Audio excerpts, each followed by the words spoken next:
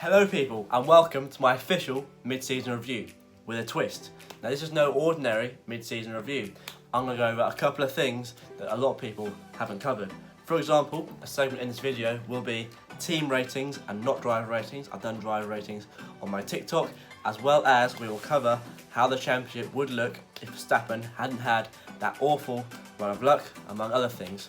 So an alternate view how the championship might be looking at this time. So along with those two very interesting segments, we'll also go over the top 3 drivers and the worst 3 drivers of the season so far. We'll also do the biggest shock, the best race and the best individual performance. 2 things that excite me for the rest of the season and my one bold, and it's very bold, prediction. And at the end, we'll do who will win the 2021 title, which I did cover in my previous video, but I'll remind you all and we'll do that little segment again, shall we? But yeah, stay tuned because this is going to be interesting. Okay, a bit of an abrupt environment change, but it's the summer. Let's take advantage of filming outside while we can. And right here, we will discuss the top 3 drivers of the season and the worst 3 drivers of the season. But before we continue, you must, don't even think about it, press like, you must subscribe, and comment below at the end of the video your thoughts on what's been said. So without further ado, let's carry on. Now the 3rd best driver of the season has to be Lando Norris. He's been so good first half of 2021, barely put a foot wrong, outperformed superstar teammate Ricciardo throughout the whole season, and he's had a great first half and is deservingly 3rd in the Drivers' Championship. He's also put Bottas and Perez to shame in the process. And 2nd best driver of the season, Lewis Hamilton. Now he has been on top form as usual, but in some great performances in Bahrain, for example, some great comeback drives in Imola and in Hungary, but he has made a few uncharacteristic mistakes, maybe still the title pressure, who knows, but there have been a few mistakes, so he's not been number 1, and the best driver of the season so far is Max Verstappen, because like Lando Norris, he's barely put a foot wrong, been so consistent and has only dropped points through no fault of his own. But for the first time in a good few years, Lewis Hamilton is in an inferior car, so to be leading the championship at this stage just shows why he is a true champion. Right, let's do the worst 3 drivers. I don't know what the fuck that noise is. The worst 3 drivers. So the 3rd worst driver of the season, Nikita Mazepin, because he was under, well, he put himself under a lot of pressure to start the season because of his antics. Personally, I didn't feel any type of way towards it. I was fairly neutral on the guy, but it's clear to see he is kind of a level beneath a lot of the drivers out there, and that reflects in his performance. He made a lot of mistakes at the start of the season. He's started to iron those out now, but he's still consistently a long way off teammate Schumacher, and has also got in the way of blue flags as well. Quite often we saw in Portimao blocking Perez and Leclerc in Barcelona. It really doesn't look good. Let's give him credit. He has been close to Schumacher on occasions and even beaten him on occasions. But yeah, he was one of the lower ranked drivers on my driver ratings on TikTok. The 2nd worst driver on the grid, and it kind of pains me to say in a way, Kimi Räikkönen. He's been very poor all season. He's kind of lost his touch in a way. He hasn't got that fighting spirit of a Finn that we know he has. It's not been there. Scored 2 points, I think. The Alfa Romeo is stronger than the Williams as well, so you'd expect, well, both drivers to be scoring more points, but obviously it's easy for us to say. Räikkönen hasn't been himself this season, and it could be his last. And also, as a world champion, he's not finding extra pace in the car that he's in, again showing why maybe he's starting to tail off, which is a shame. He's such a great driver and such an integral part of F1. And the worst driver on the grid this year, now this is a bit mean, but Daniel Ricciardo, where has his superstar form gone? He's been off all season. Now McLaren say, and Ricciardo agrees, that the car couldn't be further away from his driving style, which is why he's being outperformed by Lando Norris week in, week out, and has less than half the points of what Norris has. He's a shadow of who he is. There's Milo. He's a shadow of the driver we know he is. So yeah. Okay, biggest shock, best race, best individual performance. Now, I did do these videos on my TikTok, but I thought it'd be good to knit them all together into a YouTube video and talk about them in a little bit more detail, in a more relaxed environment. So obviously, with TikToks, you've got to be kind of quite fast. I like to keep my TikTok short as well, keeps them more engaging. Yeah, I mean, the biggest shock of the season has to be Esteban Ocon's win in Hungary. Who expected that? Nobody, especially from Alpine. You could argue the weakest of those three midfield teams, AlphaTauri, Aston Martin and themselves. Sorry, it's Alpine, I've been called out for that recently. I'll try and stick to Alpine, but Alpine is my habit. But yeah, crazy race, won by Ocon.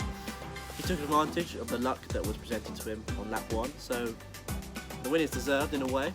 But yeah, I did not expect that, and nobody did, so definitely the biggest shock of the season so far.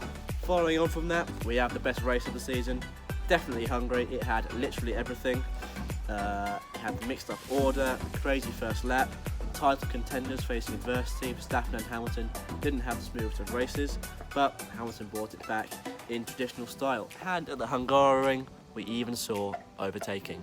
Not to mention the rain as well. So Hungary is one of the best races I've seen in a very long time, not just this season. So it definitely takes the mantle of best race so far this season, and it's going to take a lot to beat that in the second half. We've seen some very good races so far this season, the likes of Imola, Bahrain, Baku, even France, all put in a good claim for best race of the season so far. It's been very close, been lots of good battles and lots of unpredictability too. And the best individual performance of the season so far, again, is close. You could say Hamilton in Barcelona, Hamilton in Bahrain, Verstappen in Styria. You could say Norris almost getting that pole in Austria. That would have won this if he got pole there. Also Leclerc in Silverstone, Leclerc has 2 poles. The list goes on.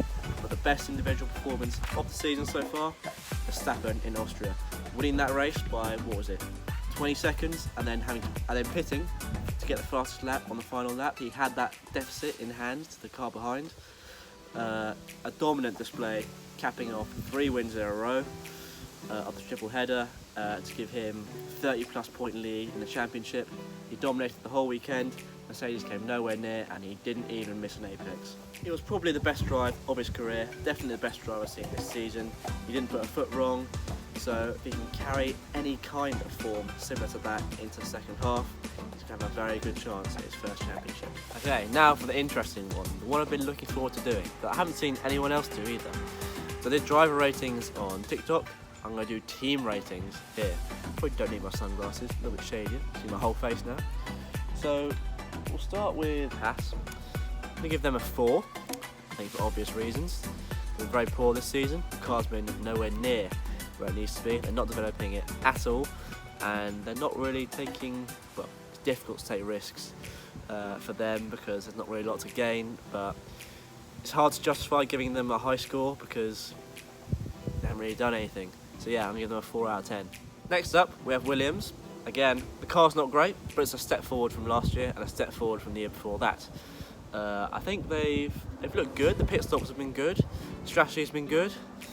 They've got some points in Hungary, and overall they're doing a very solid job. I think the new owners, Doros and Capital, are really helping out, so I'm going to give them a 7 out of 10.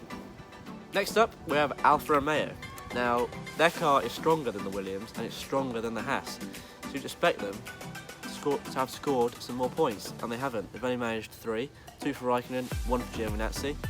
Now, they've messed up strategy a few times, they've made quite a few errors, which contributes to my decision of giving them a 3 out of 10. For the car they have, I think they should be challenging more in the midfield, not towards the back.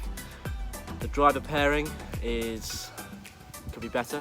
It's a shame for Raikkonen, like I said earlier. He's not been on it this season, which is a shame, and I don't think Giovinazzi quite cuts the mustard. But yeah, Alfa Romeo have made mistakes this season. I think they should be doing better, so 3 out of 10. Next, we have AlphaTauri. Another solid season from them. Consistently fighting well in midfield. Gasly putting in some fantastic performances, and Tsunoda very up and down. So I'm going to give AlphaTauri a 7 out of 10. They haven't made too many mistakes, and they've looked quite strong. Worked well as a team under that Red Bull umbrella as well. So yeah, 7 out of 10. Now for Aston Martin, hit hard over the winter by those regulation changes along with Mercedes. So Aston Martin car isn't as good as the season before in 2020, and they're suffering. They haven't really seemed to kind of push any further. They've obviously been developing the car, so well done to them, but they haven't really kind of pushed on into challenging McLaren and Ferrari. So they have got a few podiums with Vettel But a team error led to their disqualification in Hungary and being robbed of that second place, which he thoroughly deserved. So I'm going to give Aston Martin a 6 out of 10. Now, moving on to Alpine. I like Alpine. There's a very good team spirit there. They've got Ocon with that French connection with the team. They've got Fernando Alonso bringing the experience. I like them. They've got a good, like I said, good team spirit, and obviously that showed in Hungary with that amazing victory and 4th place. And it's clear that they're trying very hard to get further towards the front. 2022 could be very interesting for them. I think they're the team to watch. But for this season, I'm giving them a 7 out of 10. Now, Ferrari. They've done very well this season. A big step forward from last year. They've nurtured Carlos Sainz into that role very nicely indeed. And they're developing their engine with a significant upgrade coming for the rest of the season. 8 out of 10 for Ferrari. McLaren, probably a standout team on the grid so far, apart from Ricciardo, but that's driver fault as opposed to team fault. The team are helping Ricciardo as much as they possibly can, but Norris is showing what that car can do, challenging Mercedes and Ferrari a few times. And they've made another step forward from last year. The upwards trajectory is continuing, and this year is another example of why they are on the road back to glory. So they have made a few errors as well, fast pit stops, good strategy, 9 out of 10. Now, the big ones, Red Bull. Now they have the best car on the grid, simple as that, and they're not leading the championship. But on the other hand, this is through no fault of their own. They've been very unlucky the last few races, been taken out. They've been good with strategy as well.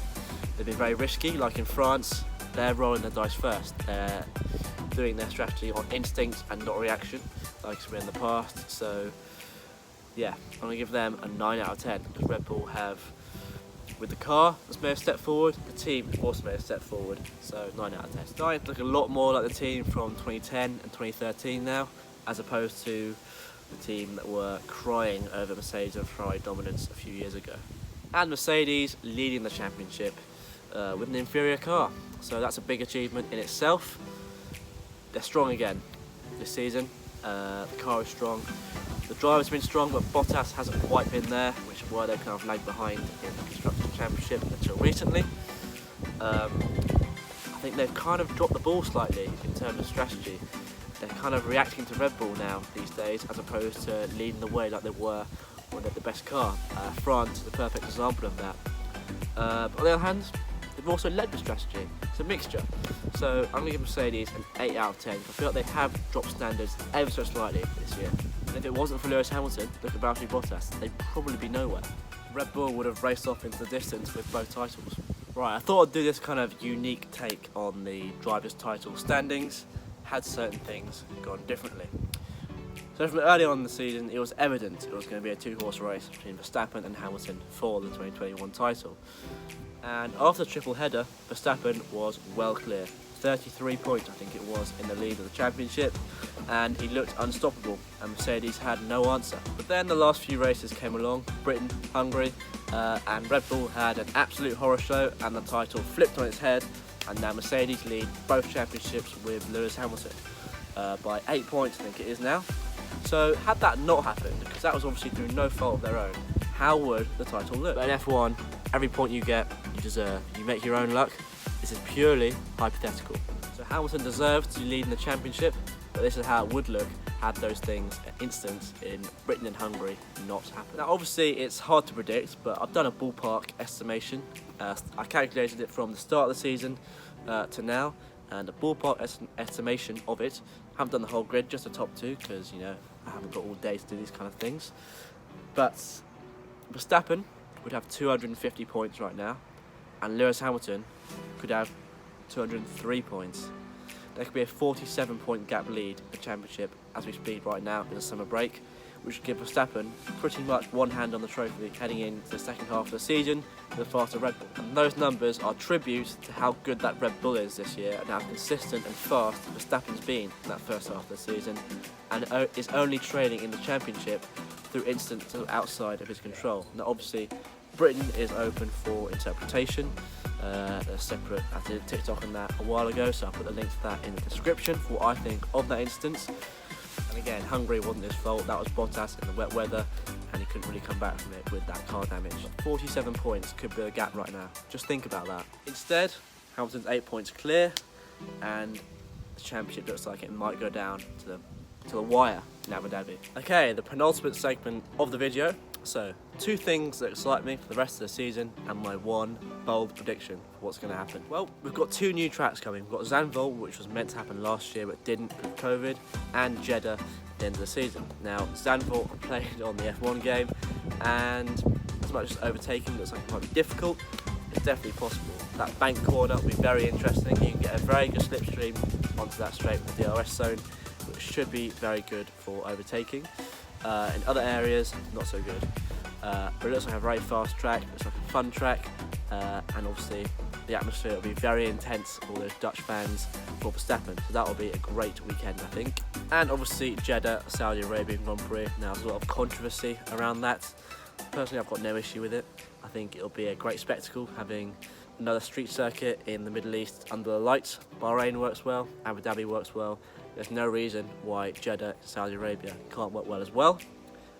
Now, people were a little bit disappointed when they saw the virtual lap around the track. The layout could be a boring layout potentially, a bit like Singapore where it's hard to overtake. But we don't know that yet. It's only a virtual lap. I think we stay open-minded about it. I think it'll be, as much as it'll be a great spectacle, it could be a great race as well. Just got to wait and see. But the new tracks will be very interesting, and the second thing I'm excited about is the continuation of this fierce title battle we're having.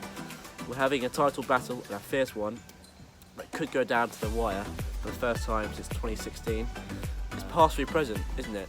You've got the crown, the king, Lewis Hamilton, against the young, upcoming Verstappen, who wants so desperately to steal that crown. It's going to be very close between who wins it, but it's been a fierce battle so far, and it's only going to get better, I think. We've got tracks to suit Red Bull, tracks to suit Mercedes. Let's be honest, they'll probably crash again at some point, whether it's a big crash like in Silverstone or a smaller incident, remains to be seen, but I think they will definitely clash again. So, more of the same from them two. And my bold prediction for the rest of the season is McLaren are going to win a race.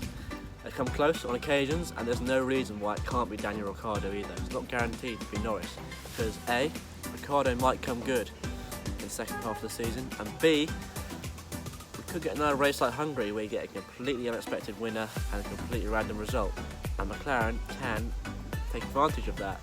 So yeah, I think McLaren will win a race. I said at the start of the season they would, and I maintain it. They can do it. And finally, who will win the 2021 title?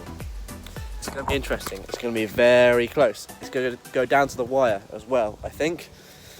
So here's me in Mallorca the other week to explain who I think will win the 2021 title.